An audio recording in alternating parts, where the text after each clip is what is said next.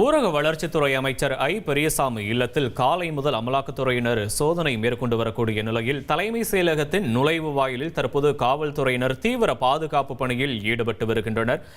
பெரியசாமியின் துறை சார்ந்த ஆவணங்கள் குறித்து அமலாக்கத்துறை சோதனை நடத்த வாய்ப்பு இருக்கும் காரணத்தினால் தற்போது தலைமை செயலகத்தின் நுழைவு வாயிலில் காவல்துறையினர் பாதுகாப்பு பணியில் ஈடுபட்டு இருக்கின்றனர். அந்த காட்சிகளையே பார்த்து வருகிறோம்.